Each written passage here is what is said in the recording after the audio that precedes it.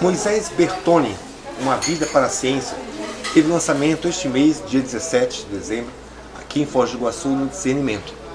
O livro é de autoria de Evaldo Butura e Aline Niemeyer, que está aqui ao meu lado, para falar sobre este livro, que, na verdade, conhecemos muito bem pelo Colégio Bertoni, que é famoso por ser um colégio de amigos conscienciólogos, né? Sim.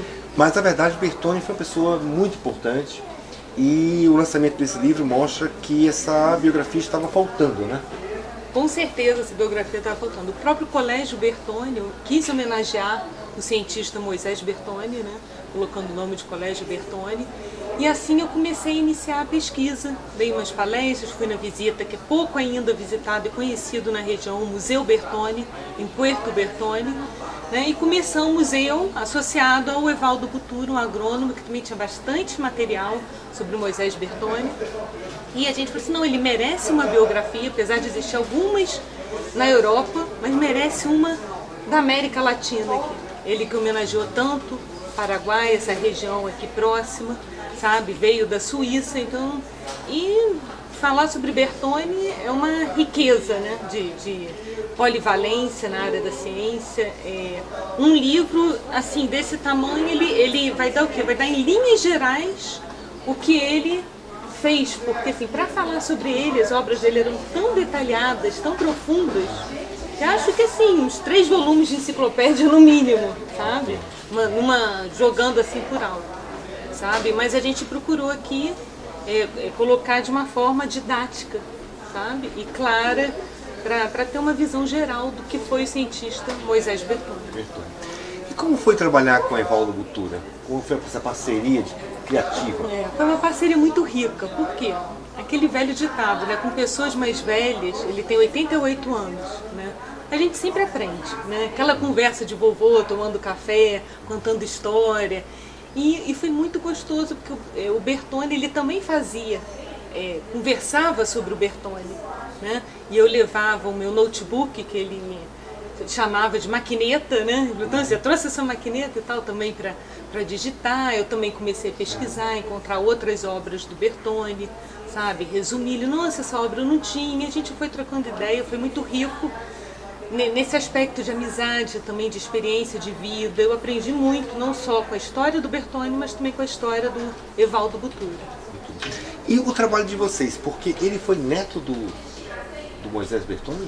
O Evaldo Butura não. O Evaldo Butura, ele teve uma ligação com a família Bertoni, que foi com a neta do Bertoni, sabe? A neta do Bertoni ele chegou a conhecer, que hoje ele não sabe mais, perdeu contato, se está no Paraguai, né?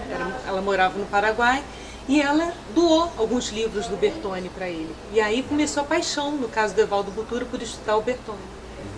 Comigo foi através da visita ao museu e do colégio. Foi outro início, né? Ok. Ele tem hoje um acervo sobre o Bertoni, ele é um pesquisador, um especialista o Evaldo do Bertoni? Butura? O Evaldo Butura.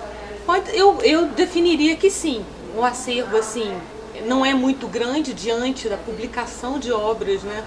Que Bertoni publicou, mais de 530 obras, né, em diferentes idiomas, mas ele tem um bom conteúdo, né? Eu não sei, assim, numerar quantas obras ele tem, mas, assim, que deu para embasar. Eu também consegui umas outras, fiz pesquisa, porque tem bastante obra do Bertoni no Centro Cultural El Cabildo, lá em Assunção, né?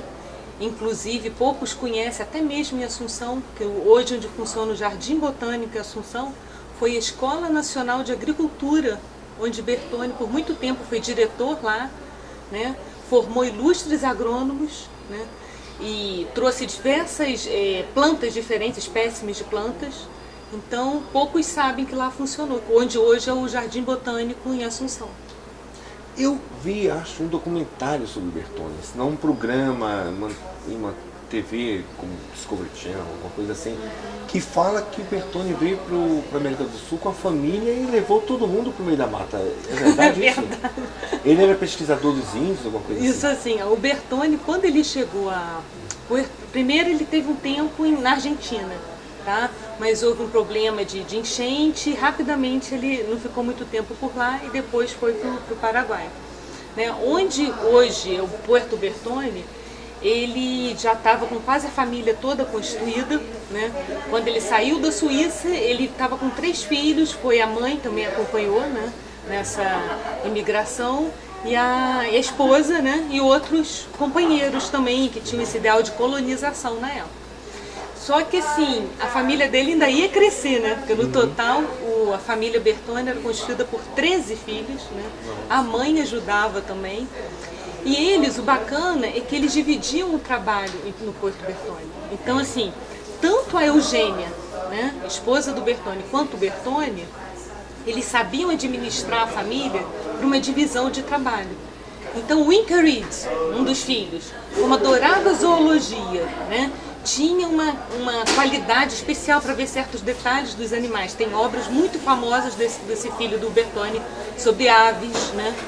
Aves Nuevas do Paraguai. Então ele ficava, né, nessa parte de zoologia, né? E cada um uma área da ciência, porque o Bertone ele não se cansava de pesquisar. Então ele gostava de estudar todas as áreas possíveis, a gente até coloca no livro, sabe lá quantas áreas a mais ele poderia se ocupar, né, estudando, porque desde astronomia, meteorologia, agronomia, política, até comércio ele gostava de, né, porque ele vendia os livros, né, que ele publicava, a família publicava. Então, assim, muito rico, o cabedal assim, de conhecimento, ele gostava de interagir essas áreas todas, sabe? E isso é que é bacana, assim, ele interagia, então, as ciências naturais com as ciências humanas. Ele conseguia unir, ver o que tem em comum, o que uma pode ajudar no avanço da outra, sabe? E isso eu acho uma parte muito rica também do livro, sabe? Sobre o Bertone. Certo. Houve algum processo civilizatório dele com os índios também? Houve. Ele escreveu 3 obras, inclusive a obra mais conhecida de Moisés Bertone é a La Civilização Guarani, né? A parte que fala sobre medicina guarani e etnologia, né? São 3 volumes, tem uma parte também que fala sobre religião, que foi uma obra póstuma, que depois ainda não estava completa, a parte 1 e a parte 3, ele já tinha, antes de falecer, ele já tinha concluído. Né? E ele observava bastante, ele tinha paixão, verdadeira paixão por estar ao lado dos índios Guarani, contemplando aquele modo de vida deles, sabe? O quanto eles eram, ao mesmo tempo, assim, uma comunidade, digamos assim, entre aspas, primitiva, por viver ali no meio da selva, com pouca, sabe, bens, né? Não tinha uma economia, não tem um governo, mas o quanto ele vê também uma característica muito forte, que ele repete muito, da generosidade do povo Guarani, sabe? Tem até um amigo dele, sociólogo, Kropotkin, também escreve um livro que se chama É o Apoio Mútuo, e ele fala muito disso. O povo Guarani ele tem esse mútuo apoio, essa capacidade de cooperar um com o outro, de ser solidário, natural. Ele via que não era nada forçado, era uma coisa assim espontânea, sabe? Que ele denominava uma democracia pura. Sabe? Podemos dizer que o Moisés Bertone é o Marechal Rondon aqui dessa área? Pode se comparar, assim, porque ele... Até pelo processo de civilização que ele, né, fez com os índios. Isso, e a gente pode ampliar bastante que a civilização Guarani, ele estuda em amplos aspectos, né? Ele estuda a medicina, então as plantas medicinais que os índios guaranis utilizavam, né? Bertone também gostava de estudar essa área da medicina. Ele escreve um dicionário da língua guarani, né? Porque outra característica do Bertone era o poliglotismo.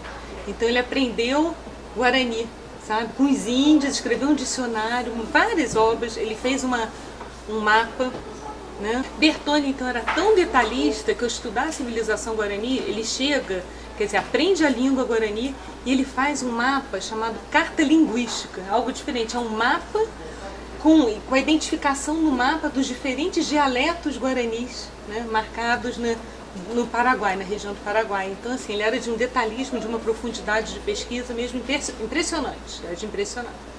Muito bom. Eu fiquei impressionado com o nível de informação do livro, acho muito legal. Tem você até abriu na carta linguística. Viu? Olha aí. Bastante fotos, está bastante ilustrado. Eu acho que também funciona muito também com a questão do arquivo de imagens, né? Sim. Museu, é muito bom. Eu gosto muito dessa parte. O livro está bem escrito. Parabéns, Aline. Obrigada. E é o seguinte, foi lançado aqui em Foz. No Rio de Janeiro, é possível comprar esse livro?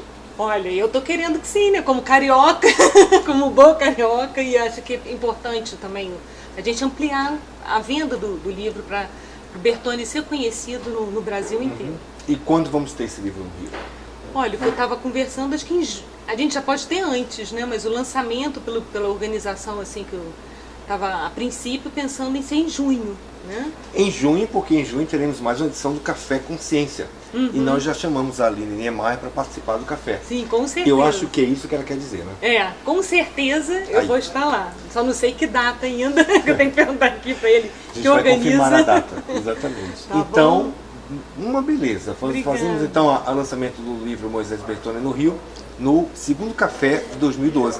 Lembrando que o primeiro é em março, dia 10 de março, com o Marcelo da Luz, falando sobre onde a religião termina. E em junho, a Aline Niemeyer falando sobre Moisés Bertone.